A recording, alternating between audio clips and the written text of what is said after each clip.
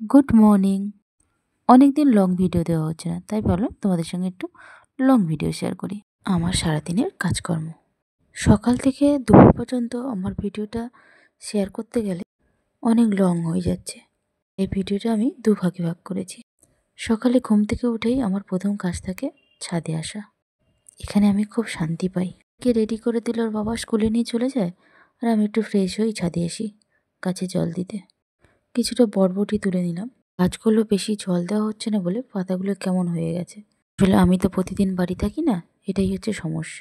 বাবা যখন ছিলেন বাবাই জল দিতেন, কিন্তু এখন বাবা নেই, খুব সমস্যা।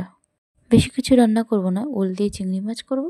আগের দিন চিংড়ি মাছ দিয়ে ওল খেয়ে আমার বরের ভীষণ ভালো লেগেছিল, দিদিরও ভালো লেগেছিল।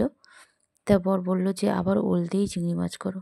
আমি ভেবেছিলাম কাটাপোনা দিয়ে করব, কিন্তু বর বলল না, ওল দিয়েই করো, সরি চিংড়ি মাছ দিয়ে করো। তারপর ছেলে ঘুম থেকে উঠে গেছে, আমি ভাবলাম বিছানাটা গুছিয়ে নিই, তারপর রান্নার কাজে হাত দেবো। আর দেখবে ঘরের মধ্যে যদি বিছানা টান টান থাকে, ঘরের সৌন্দর্যটাই বেশি লাগে। কিন্তু আমাদের সেটা হয় না। বাড়িতে তো একটা বাচ্চা আছে, টান টান ডাকতে দেয় না, তার সারাদিন খাটেই খেলা লাগে। সে সব কিছু করে খাটে আর দোলনা, এই দুটোই তার প্রিয় জিনিস, জায়গা।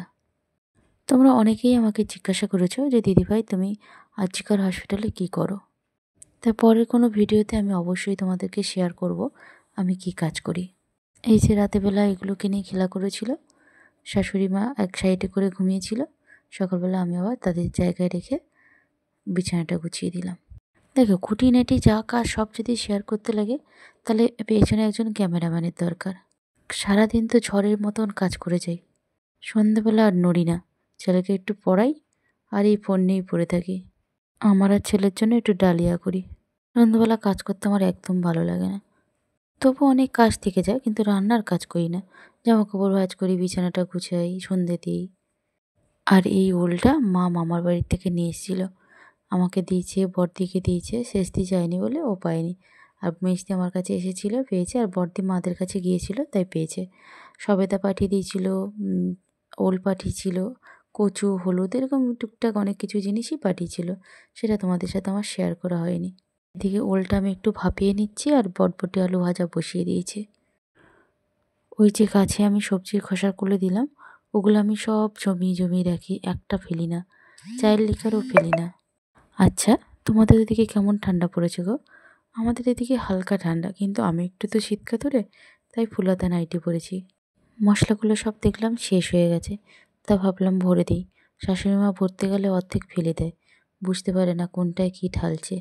তো আমার পরের দিন ডিউটি আছে, সকালবেলা একটু রান্না করে দিয়ে চলে যাবো, তারপরের দিন তো পুরো সংসারের দায়িত্ব ওনার উপরে।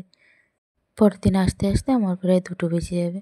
এসে 2টো খেয়ে নিয়ে ঘুমাতে পারলেই বাঁচি, যেহেতু রাতে জাগি তো, তাই একটু ঘুম হলে মনটাও শান্তি হয়, শরীরটাও শান্তি পায়। রান্না করার পর ওই যে গ্যাসগুলো সাবান দিয়ে মুছতে হয়, ওগুলো না মুছলে না আমার বড্ড বিরক্ত লাগে। আর সপ্তাহে 2বারই মুছতে পারি, যেহেতু আমি থাকি না।